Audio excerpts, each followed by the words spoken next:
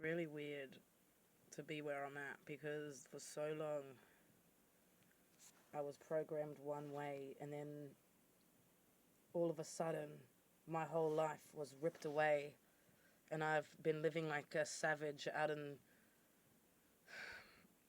just losing my marbles, not being human, shitting in buckets, using socks while, on my period without water. Like, it's been really fucking third world living, man. And it's,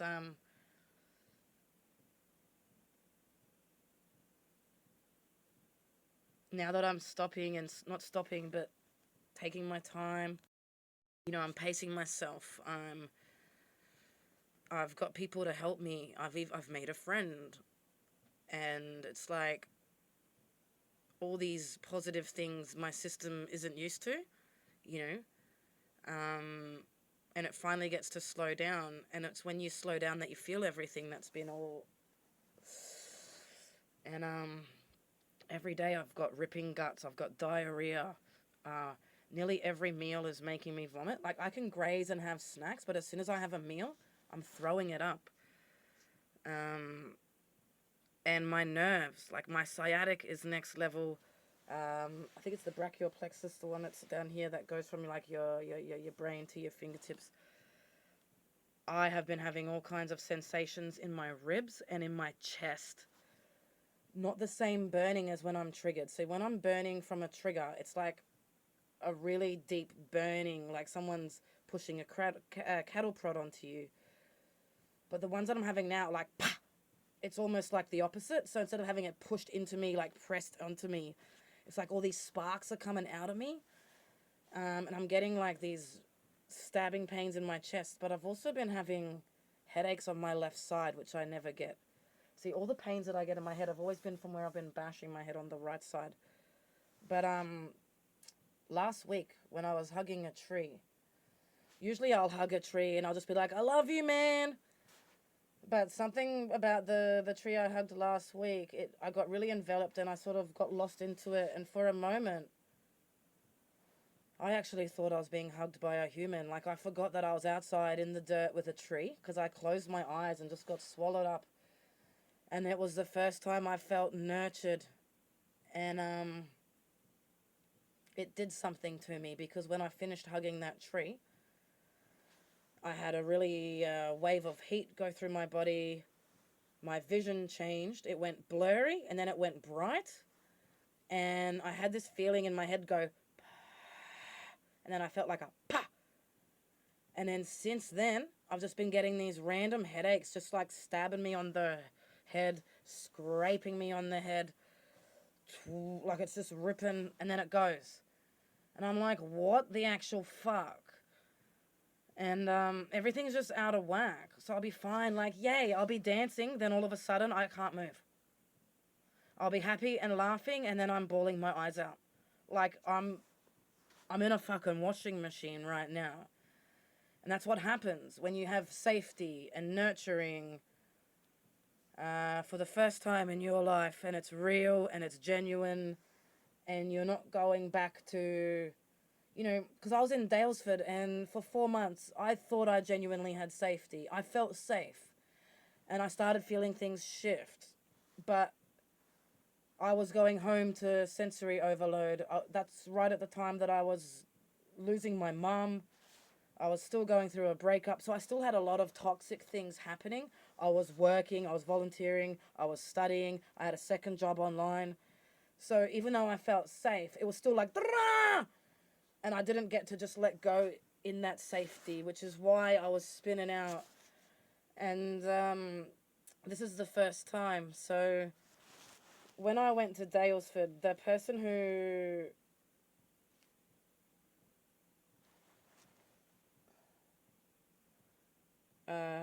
who I had that safety with was the first time in my life.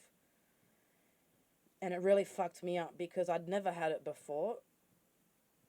It made me feel I was safe enough to go all in, and then I found out it wasn't real. And then that person intentionally did things to hurt me and fuck with my trauma. And I've been going through things that I can't even describe. So I have forgiven that person. Because if I didn't, I wouldn't be able to let go. I'd be connected to them. If I didn't, I won't be able to heal.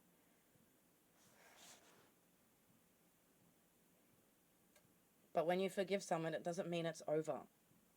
It doesn't mean that the pain has gone and that there's no damage to fix. I am every day in my head with affirmations and neuroplasticity because of certain things that were said and done, that I have to retrain my own pathways because of the trauma that I experienced. And the way that ripples on is I've now met someone, a few months ago, I met someone at the community center who helped me and then got me connected to this and then got me connected to that. All these months later, I've met all these beautiful people. I've had people helping me and doing things for me. And I'm having to retrain my brain that this is real. That this is not going to be like Daylesford. That I'm safe. And on top of that, I no longer have a toxic relationship that I'm getting out of. I'm not in a toxic job. I'm not running around working, volunteering, studying, planning, using every fiber of my fucking being to move forward. I've got no people that I'm living with, fucking with my sensory. I've got no friends or family taking advantage of me, using me, lying to me, no partners cheating on me. And it's like my system's like, okay, this is it. But also everything that I've been like this for so long is now,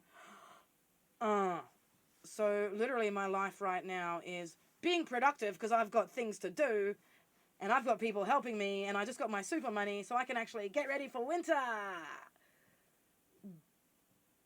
But that requires going out into the world. So what actually happens is I go out into the world, it takes everything from me, I come back, I'm fucked. So I have to recover. Then I have to get up and do some things with the things that I just bought, like set up the shed, the rabbit enclosure, the generator stuff, the things, the gazebo, the kitchen, all the things, the shower, the heater, everything that I've been doing. And then that takes it from me and I'm fucked, so I have to recover from that. But then I have to go back out again. So I'm not getting enough self-love time. And I'm in this yo-yo. But what's helping me is I'm not alone. So in the past, I've either been around the wrong people who are making it worse and making it harder, and I'm going backwards. Or I'm alone in a whirlwind going backwards. This is the first time where I've been safe, I'm getting nurtured, and the people around me are actually positive and helping me. So I'm able to go forward. So I'm getting things done. And that's why my health it's like things are unlocking, but I'm trying to use them when they need to rest. My nerves are trying to calm down, but all these live wires, my digestive system's trying to switch back on out of fight or flight. All of it's just like, Mwah! So I'm like, okay, if I could just get set up for winter. But winter's not to just relax. Winter, I have to find somewhere to live. Winter, I have to figure out how to buy a car.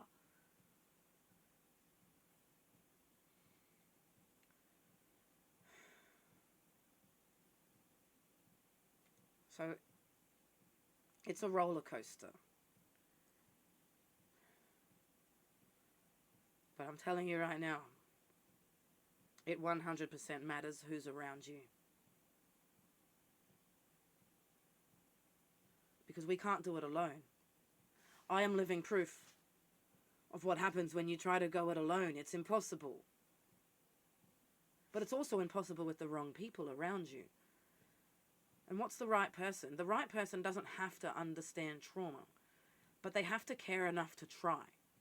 They have to listen. They have to be calm. They have to be honest.